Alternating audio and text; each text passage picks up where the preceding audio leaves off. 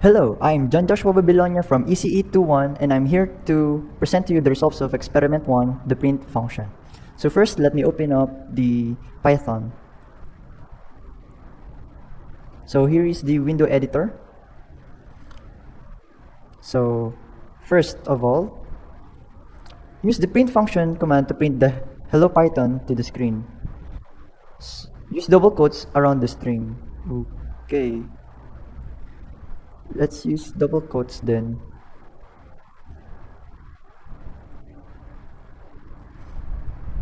So print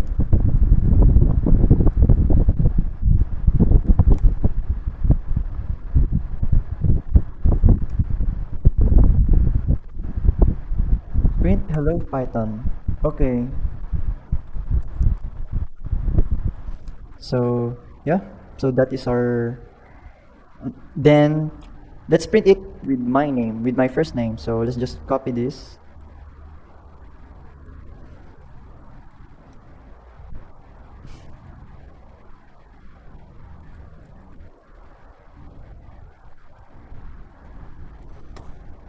And it prints my name. Number 3, remove the double quotes and run your code. Let's see what is Python's reaction to that. So when I remove the double quotes, it would display a syntax error on my name. Okay, so it's invalid syntax. So let's try to remove the parentheses next.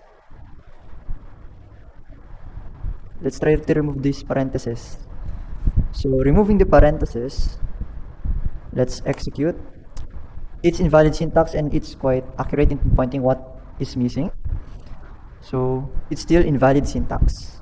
So for number 5, let's change the double quotes to single quotes.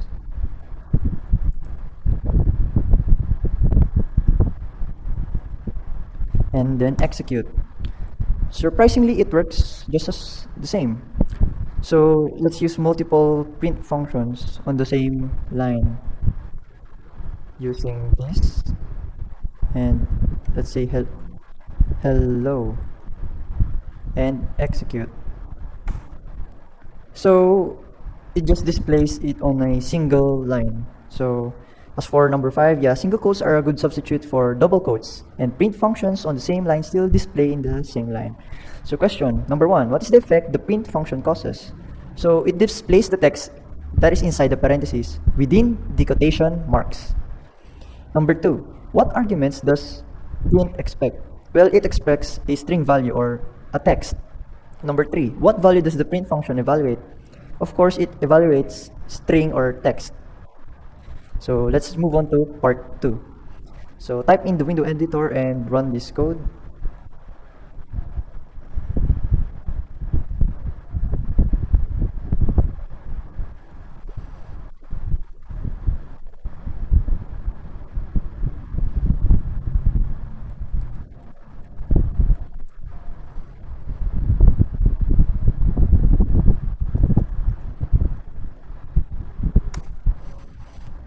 Okay, so that is the result, but there is something that is bothering me, this none. It's creepy. So the first line is printed on the top of the second line, as you can see. Yeah, and of course the second line is at the bottom. So now we shall modify it by using a blank print in the middle. What will happen next?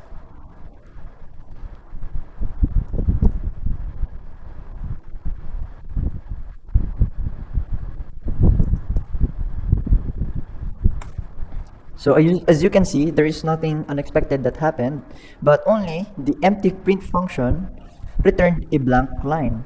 As you can see here, it is the second line, second function, so it returned a simply blank line, and still there's the none there. So next. So let's modify it, and in this code, it is worth noting that it has \n in here. It should be just a space. So let's see what it does.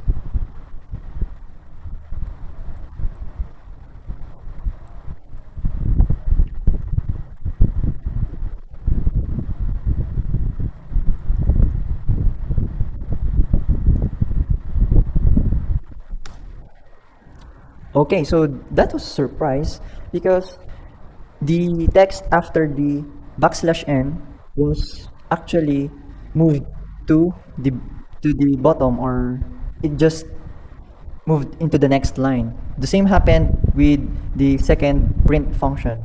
The characters after the backslash n ended up in the bottom. So yeah, so backslash n acted like what I've said here. It backslash n acted like enter in word processing softwares. So next, we should play around this code, and we have noticed that what stands out is the double backslash here. So let us see what it will bring us to. All right.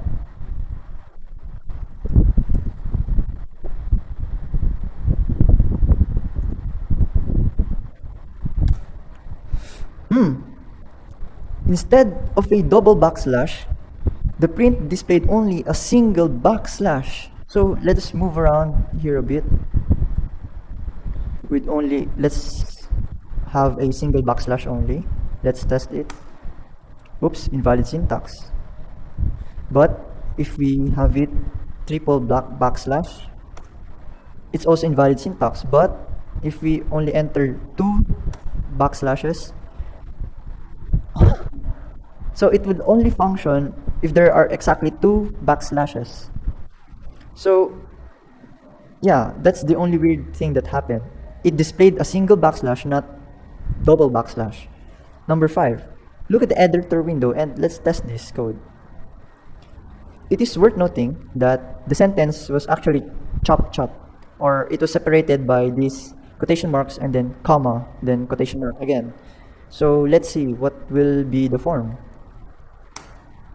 So it would give us still the sentence as if nothing had happened. So the spaces removed from the strings have appeared again. Can you explain why?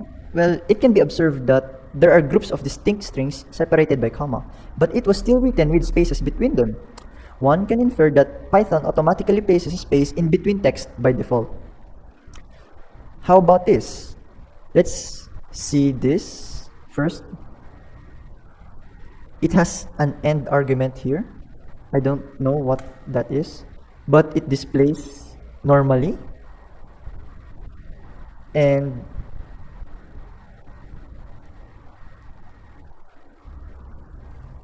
how about this?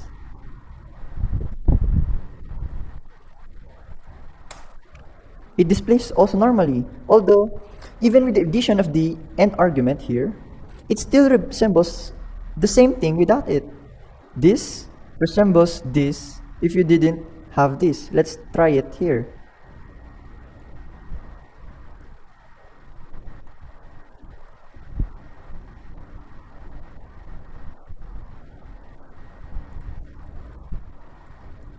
Let's remove this and execute. It's this still resemble this even without the end argument. Okay, how about the sep argument? So let's test this. So it is still separated by commas each word. The only thing is that it has a sep argument at the end of the function.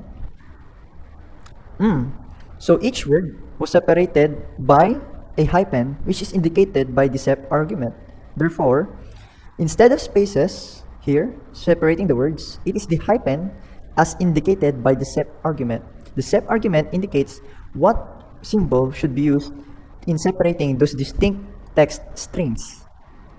Number 8. Let's look at this. We have the end argument here again. So let's see what it does.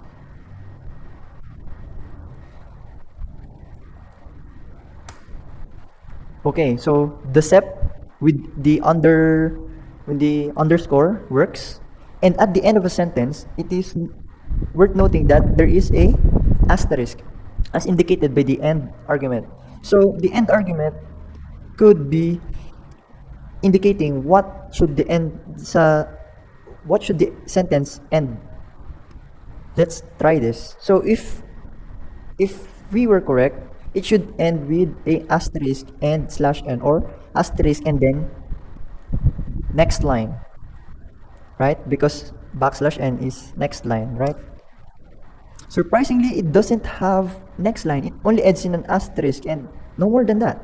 No next line whatsoever. Apparently, the end argument dictates what is written at the end of the text printed. However, backslash n was not made into manifest.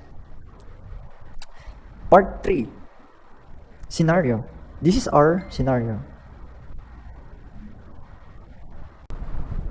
Or sentence. So part 3. This is the code. Let's first copy this code and, revise the code. Order it in an orderly manner. Please bear with me as I arrange the code.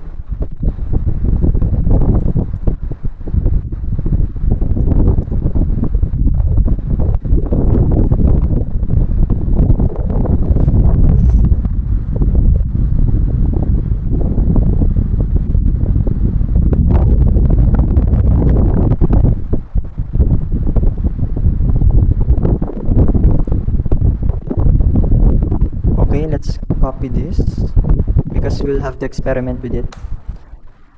Surprisingly, it displayed an arrow pointing upwards. And then we still have that nonsense none. Since we have 1, 2, 3, 4, 5, 6, 7 nuns, I assume this we have entered 7 print functions. Let's count 1, 2, 3, 4, 5, 6, 7, 8. Wait, so minimize the number of print invocations by inserting the /n sequence into the strings. Wait, so backslash n really is the enter, right? So let's do that. So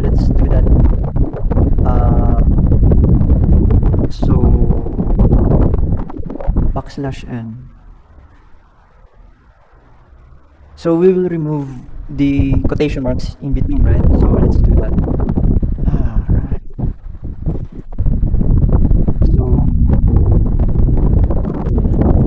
yeah, backslash n. Let's try this first and see if it works. It actually works. So backslash n really functions as another line. It commands you to whatever is after the backslash n would be put into another line. So let's do that with the rest of the code. Let's first copy and paste the code. Let's just make sure. Let's try this first. Okay, so backslash.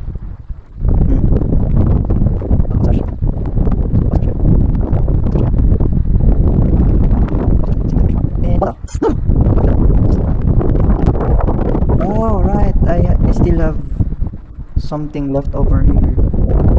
Quotation mark. Okay, so we have minimized the code using backslash n's. So we've duplicated the arrow, and noticeably, we don't get this display, the none display. We don't get that anymore. Now that's much more cleaner than expected.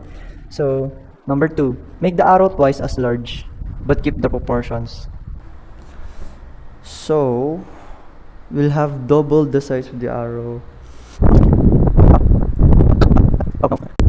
I guess that's 1, 2, 3, 4. That's 4. I guess 1, 2, 3, 4.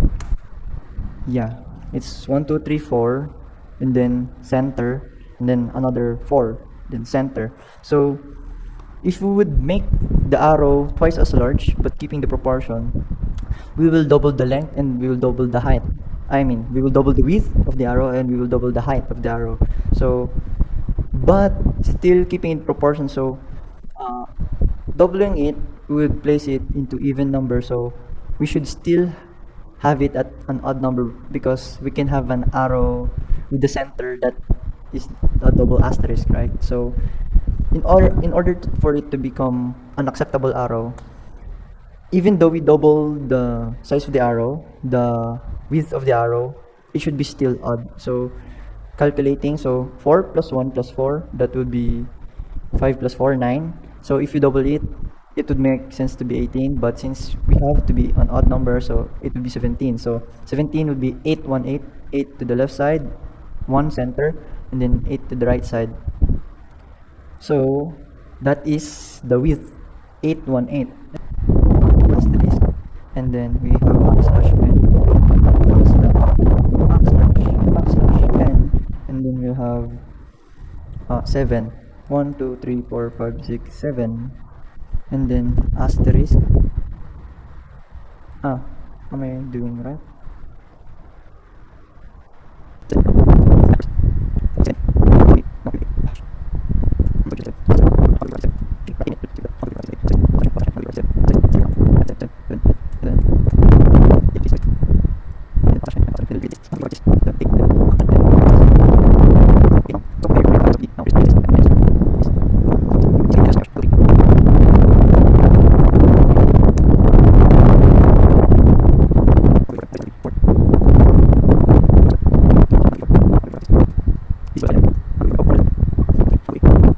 Two, three, four, five, six, 7.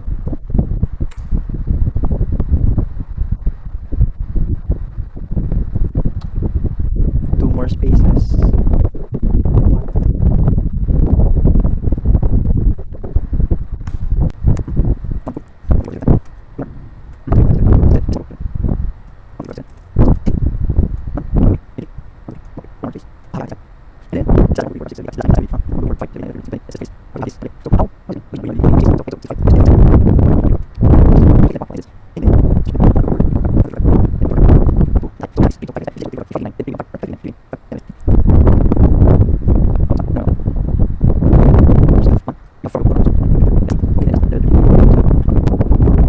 Right?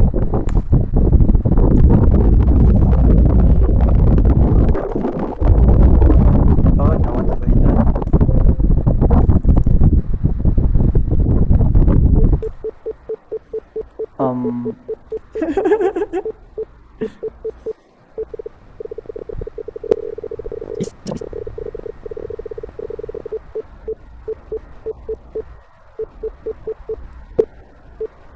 Oh no, all my progress. No.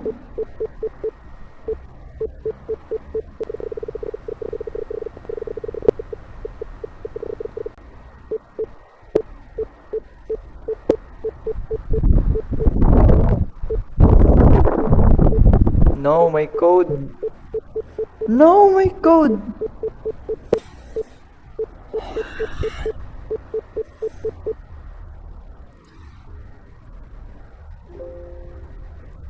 So guys, after witnessing my fateful and dramatic demise, I have decided to rewrite the code from the top. So here we are at the 2, 4, 5, 6th row already, writing the 6th row. So this will be the 6th input.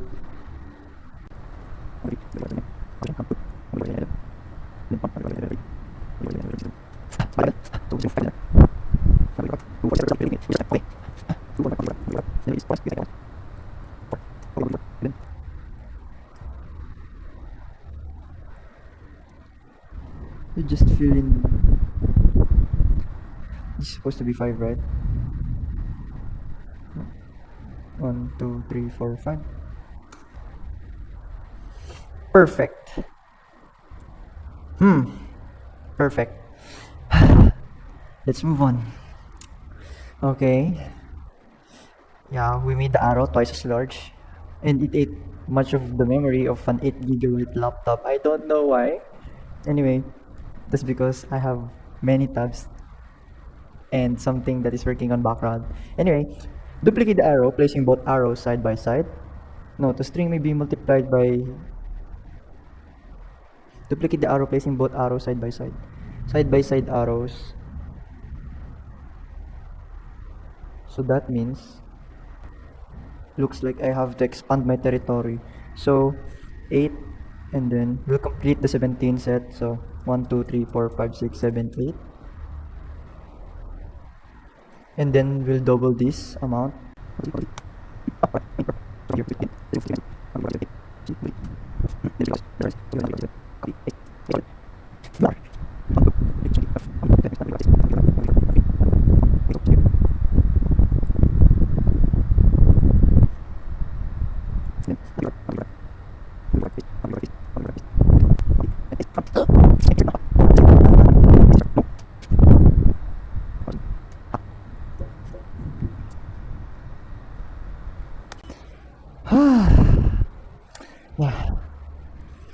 Sense of fulfillment. Okay. Ah! Yeah! Times 2 for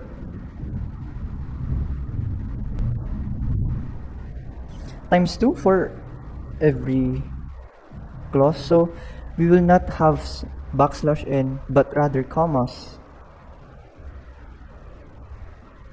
Okay. At least we have. So we have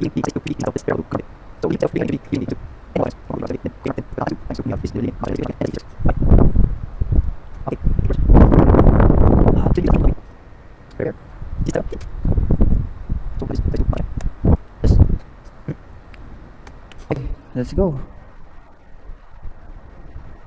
So, as you can see, I've discovered that in order for us to use this times 2, the result would be quite like this. The second row would be filled in on the side. So, in order for us to put the second row into its proper place, we have to use backslash n. And the correct syntax I've discovered while experimenting is that we have this times 2 here, and then we have comma, and then quotation mark, backslash n. So we'll start off the quotation mark with a backslash n.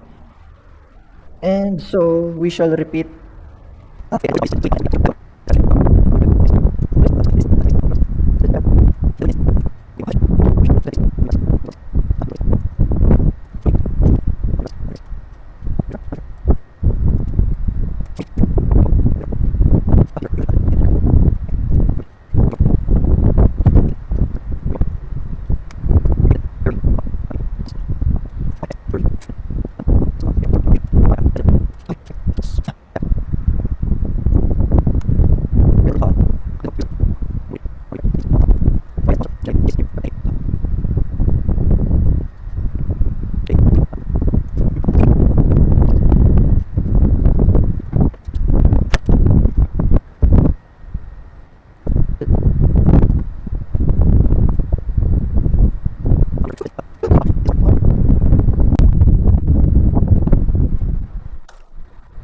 Woo!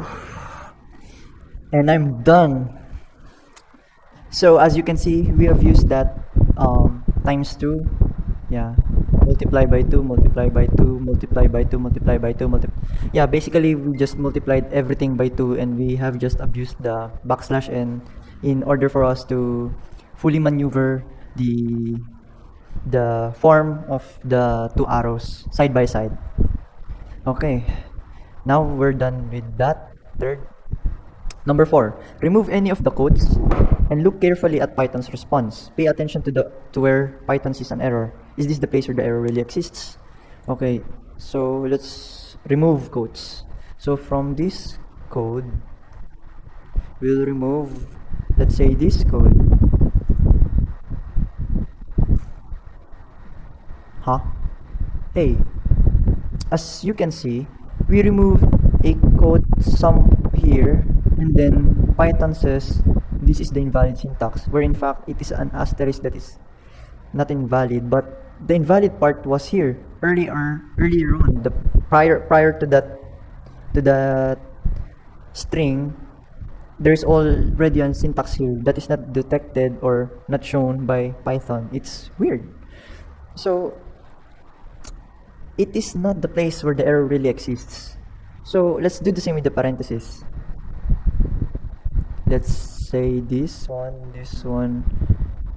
all the initial parentheses.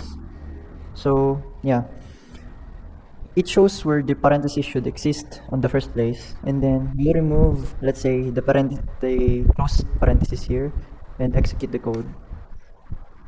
It said nothing at all.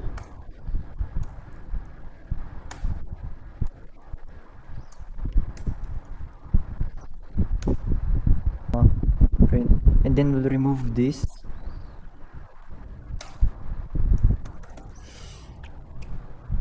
It doesn't care if a close parenthesis is removed. How about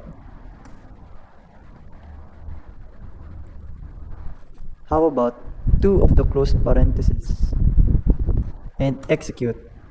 It doesn't care. It doesn't care when the close parenthesis. Yeah, it shows the wrong spot when you run the code. Yeah, and it just actually ignores you. Okay, now move to 6. Change any of the print words into something else. Differ only in KCG print.